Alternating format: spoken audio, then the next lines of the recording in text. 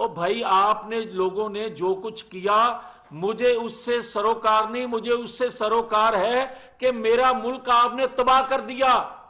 آئے روز ہم سن رہے ہیں کہ وہ شخص جو ہے اس نے خودکشی کی بھوک کی وجہ سے، وہ شخص جو ہے اپنے بچوں کے ہاتھ پیلے نہیں کر پا رہا وہ خودکشی کر رہا ہے۔ احتساب کا اس ادارے سے جس کے فیصلوں سے پاکستان برباد ہو گیا، اس ثاقب نثار اور آصف سعید کھوسہ کا وہ ادارہ احتساب کرنے کو تیار ہے؟ اور پھر کیا پاکستان کے اندر یہ جو کچھ ہوا ہے اور آج تک ہو رہا ہے، کیا کبھی پاکستان کی 75 سالہ تاریخ میں یہ دیکھا تھا کسی نے کہ فوج جیسے ادارے سے کسی جرنل نے اس ننگے طریقے سے کسی جماعت کو بنایا ہو اور اس کو برسر اقتدار لے کر آئے ہوں؟ یا ایک انصاف دینے والے مقدس ادارے سے کسی ثاقب نثار جیسے یا آصف سعید کھوسہ جیسے شخص نے ترازو کا پلڑا ایک جو ہے اس حد تک جھکا دیا ہو کہ آج شیخ منیر، جسٹس شیخ منیر کی جو روح ہے وہ بھی شرمندہ ہو کہ اس طرح بھی ہوتا ہے؟ مگر میں یہ سوال کرتا ہوں کہ کیا پاکستانی قوم جو ہے یہ سب کچھ دیکھتی رہے؟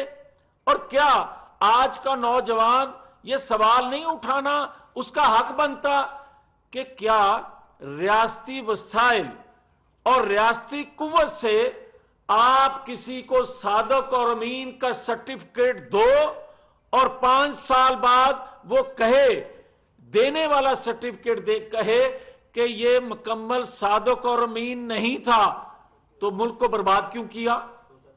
اور ایک جنرل فیض جو ہے ایک ادارے میں اہم حیثیت رکھنے والا شخص یہ کہے کہ مجھے تو فلاں فلاں جو ہیں یا میرے سینئر جو ہیں انہوں نے فیصلہ کیا تھا، میرے اکیلے کا فیصلہ تھا یا میری اکیلے کی یہ حیثیت تھی کہ میں یہ کرتا؟ او بھائی آپ نے لوگوں نے جو کچھ کیا مجھے اس سے سروکار نہیں، مجھے اس سے سروکار ہے کہ میرا ملک آپ نے تباہ کر دیا۔ مجھے اس سے سروکار ہے، قوم کو اس سے سروکار ہے کہ آئے روز ہم سن رہے ہیں کہ ملک ڈیفالٹ کر جائے گا، آئے روز ہم سن رہے ہیں کہ وہ شخص جو ہے اس نے خودکشی کی بھوک کی وجہ سے، وہ شخص جو ہے اپنے بچوں کے ہاتھ پیلے نہیں کر پا رہا وہ خودکشی کر رہا ہے۔ مجھے سروکار اس سے ہے، اور مجھے سروکار اس سے بھی ہے جب لوگ سوال کرتے ہیں کہ مسلم لیگ نے تو اس سے پہلے بھی جب ملک پہ شب خون مارا گیا تھا یہ کہا تھا کہ ہم کارگل کمیشن بنائیں گے۔ یہ درست ہے کہ ہم نے کہا تھا کہ ہم کارگل کمیشن بنائیں گے، مگر سوال کرنے والوں کے ذہن میں یہ بات بھی رہنی چاہیے کہ پرویز مشرف پر مقدمہ جب ہم نے بنایا تو اس کے اثرات آج تک مسلم لیگ سے زائل نہیں ہوئے۔ اور پھر میں تو یہ کہوں گا کہ آج کے لوگوں کی آواز یہ ہے، لوگوں کی ڈیمانڈ ہے، قوم کی ڈیمانڈ ہے، 22 کروڑ لوگوں کی ڈیمانڈ ہے، اور اس میں میری آواز بھی شامل ہے کہ لوگ کہہ رہے ہیں کہ ایسی بے اختیار موجودہ حکومت جو قومی حکومت ہے، اگر وہ جو اعتراف جرم کر رہے ہیں بھلے وہ قومی مفاد میں وہ اعتراف نہیں بھی کر رہے، اگر آپ ان کا بھی احتساب نہیں کر سکتے، آپ بے اختیار ہیں، تو کم از کم جاتے جاتے جو محدود مدت رہ گئی ہے اس حکومت کی اس میں ایک پارلیمانی کمیشن بنا دیں تاکہ وہ جو قومی جرم انہوں نے کیے ہیں جس ادارے سے تعلق رکھتا تھا ان کے عزیز و اقارب وہ کھرب پتی بن گئے ان 5 کرداروں کے۔ یہ میں نہیں کہہ رہا، زبان زد عام ہے یہ بات کہ ان 5 کرداروں کے 2 جرنل تھے، 2 جج تھے، ایک ٹانگ ٹوٹی والا جو پڑا ہوا ہے، ان کے عزیز و اقارب جو ہیں وہ کھرب پتی بن گئے۔ ان کا عالم کیا ہوگا یہ دیکھ لیں۔ پھر کیا اس پہ احتساب حرکت میں نہیں آ سکتا کیا پھینکا جائے گا تو ہم حکومت کر سکیں گے, حکومت کے مزے لے سکیں گے, پاکستان کی بربادی کر سکیں گے. اسی طرح کوٹ لکھپت جیل سے نواز شریف کو زہر دیا گیا, اور زہر اس لیے دیا گیا کہ اس کی فالوئنگ جو ہے وہ پچھلے 25 سال سے لگے ہوئے ہیں, وہ ختم ہونے کا نام نہیں لے رہی, اس لیے اس کو برباد کیا جائے, اس کو صفحہ ہستی سے مٹایا جائے. مگر بچانے والا طاقتور ہے. آج وہ لوگ جو ہم پہ سوال کرتے تھے کہ پلیٹلیٹس گر گئے, اب پلیٹلیٹس ٹھیک ہیں, تو وہ زہر کس نے دیا تھا وہ بھی کٹہرے میں آنا چاہیے. تو مگر بات یہاں ختم نہیں ہو رہی. آپ مجھے یہ بتائیں کہ ہمارے لیڈر کو قتل کے منصوبہ بندی بار بار بننے کے باوجود, زہر دینے کے باوجود, کیا ہم نے مسلح ٹائیگر فورس بنائی؟ ہمیں کوئی جواب دے اس سوال کا بھی. کیا ہم نے ڈنڈا فورس بنائی؟ کیا ہم نے غلیل فورس بنائی؟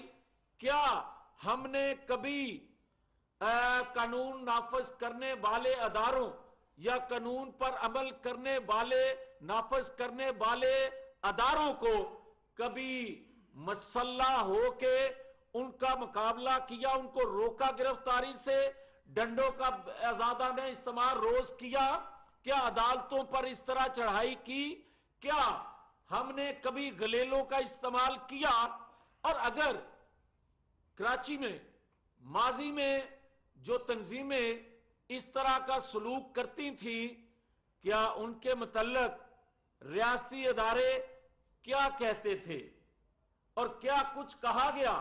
کیا بلوچستان کے جو لوگ ہیں اگر وہ مزاحمت کرتے ہیں تو ان کو کیا کہا جاتا ہے, کن الفاظ سے ان کو نوازا جاتا ہے, پکارا جاتا ہے؟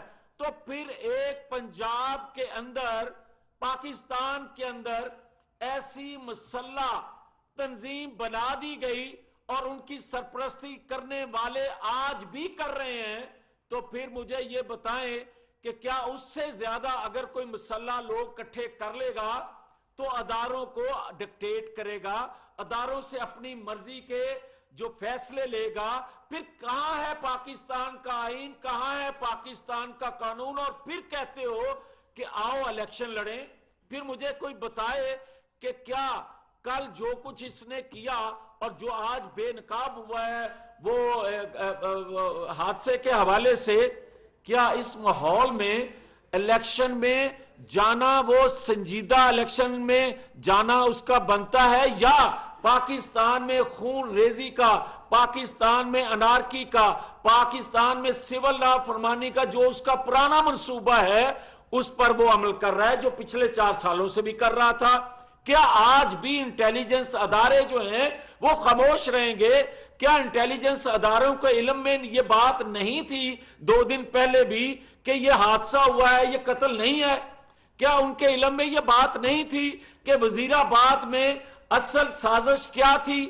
کیا وزیرآباد میں ایک گولی نے جو بچے دیے تھے اور پھر 1 مہینے بعد اس گولی نے 4 بچے اور دے دیے جو عمران اسماعیل کی شلوار سے نکلے گولیاں 4؟ کیا یہ انٹیلیجنس ادارے جانتے نہیں ہیں؟ کیا صادق اور امین قرار دینے والا ثاقب نثار جب فیصلہ دے رہا تھا, جو بھی اس سے فیصلہ کروا رہا تھا, کیا انٹیلیجنس اداروں کے علم میں نہیں تھا کیا ملک کو نواز شریف کی دشمنی میں ملک کو برباد کر دیں گے؟ اور برباد کرنے کے بعد بھی کیا وہ ترازو کے پلڑے برابر ہو گئے؟ نہیں ہوئے.